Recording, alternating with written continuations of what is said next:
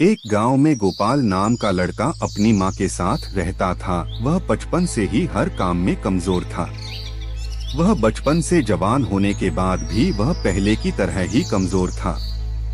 गांव के लोग उसकी इसी कमजोरी का फायदा उठाते थे, खासकर तब जब बगिया में आम और जामुन लग जाते थे। एक दिन वह अपने दोस्तों के साथ बगीचे में गया और उसके दोस्त बोले, अरे गोपाल, आम तोड़ने आया है या जामुन? गोपाल बोला, दोनों। उसके दोस्त उसकी हंसी उड़ाते हुए बोले, एक तो टूटता नहीं, दोनों तोड़ेगा। गोपाल बोला, माँ ने कहा है कि दोनों तोड़ कर लाना। उसके दोस्त कहते हैं, तेरा निशान कभी लगा भी है कि आज लगेगा? मैं दिखता हूँ कि निशान कैसे लगाते हैं, ये देख। और उसके दोस्त ने अपने निशाने से एक आम गिरा दिया और उसे गोपाल ने उठा लिया। तभी उसके दोस्त बोले, ये मेरा आम है, तू ऐसे नहीं ले सकता। गोपाल बोला, ये मेरे पेड़ है, इसे मैं ही लूंगा। और उसके दोस्त उसे झगड़कर आम ले लेते हैं।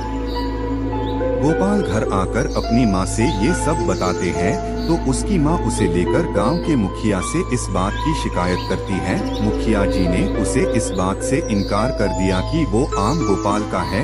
अगर गोपाल को आम चाहिए तो उसे भी निशान लगाना सीखना होगा। गोपाल की माँ गुस्सा होकर वह से चली आई और गोपाल अपने में को पुकारता रहा कि सुनो माँ, अब क्या सुनो, इतना क्या काम सुना तेरे वजह से, कहा न नहीं सुनना, जा जाकर बगिया में निशाने लगाना सीख। माँ गुस्से से वह से चली जाती है और गोपाल माँ द्वारा फेंकी हुई लकड़ी लेकर गांव की बगिया की ओर जाता है, यह सोचते हुए कि ये कमबख्त मेरा निशान क्यों नहीं लगता।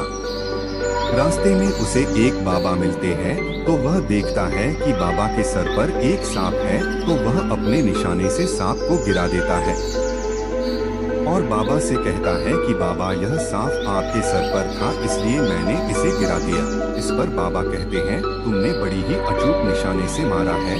गोपाल बोला, इसी निशाने से तो मैं परेशान हूँ, बचपन से लेकर आज तक मेरा निशाना कहीं नहीं लगा, पता नहीं यहाँ कैसे लग गया। मेरे गांव के लोग मेरे बगिया से आम तोड़ ले जाते हैं, मैं नहीं तोड़ पाता क्योंकि मेरा निशाना नहीं लगता, और शिकायत करने पर मेरी माँ को बुरा भला भी सुनाते हैं।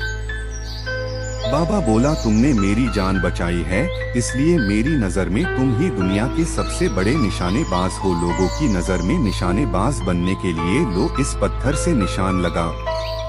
गोपाल कहता कि बाबा, इतनी बड़ी लकड़ी से निशाना नहीं लगता तो इतने छोटे से पत्थर से क्या निशाना लगेगा?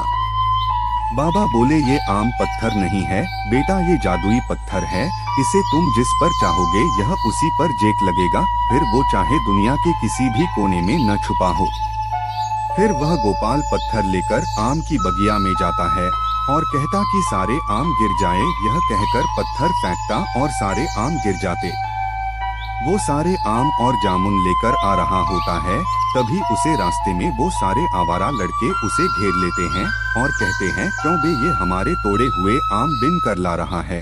गोपाल कहता, नहीं, मैंने खुद ही ये आम तोड़े हैं। उनको इस बात का विश्वास नहीं होता है और वो उसे फिर से निशाना लगाने को कहते हैं।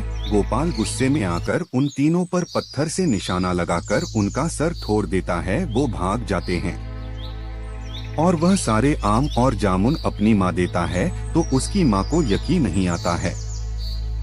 तभी मुखिया जी कुछ लठैतों को लेकर वहाँ आ जाते हैं और गोपाल को मरने का आदेश देते हैं। तभी गोपाल को माँ कहती, अरे रुको, क्या किया है मेरे बेटे ने? मुखिया जी कहते हैं कि इसने मेरे बेटे और उनके दोस्तों का सर फोड़ दिया है। नहीं नहीं, ये कैसे फोड़ सकता ही? मुखिया जी, अभी हम फोड़ के बताते हैं कि कैसे फोड़ा।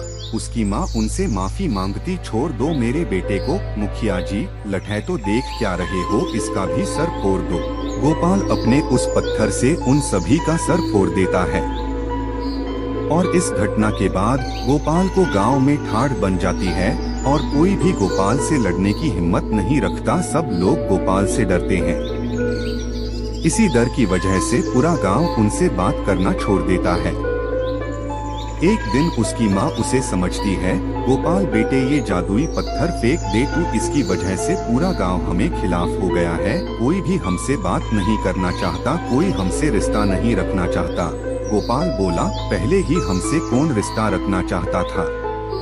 कम से कम गांव की औरतें मेरे साथ उठती बैठती तो थी, पर अब कोई बात तक नहीं करता। गोपाल कहता, ठीक है, मैं इस पत्थर को फेंक आता हूँ। जैसे ही वह पत्थर फेंकने के लिए बाहर आता है तो देखता है कि सारा गांव इधर उधर भाग रहा है, सारे लोग चिल्ला रहे हैं। तभी एक गांव वाला कहता है कि भागो, टिड्डियां हमारे खेतों को तबाह कर देंगी तो हम खाएंगे क्या? हम उन्हें मर भी तो नहीं सकते, क्या करें मुखिया जी? तभी गोपाल कहता, किसी कुछ करने की जरूरत नहीं है, मेरे रहते हमारे गांव की फसल बर्बाद नहीं होगी काका। और वह पत्थर से कहता कि सारी टिड्डियों को मार मार के भगा दो। इस तरह उस टिड्डियों से गोपाल गांव की सारी फसल बचा लेता है और सभी लोग गोपाल पर बहुत खुश होते हैं और मुखिया जी गोपाल को गांव के जवानों का मुखिया घोषित कर देते हैं और सभी लोग उसके साथ प्रेम से रहने लगते हैं।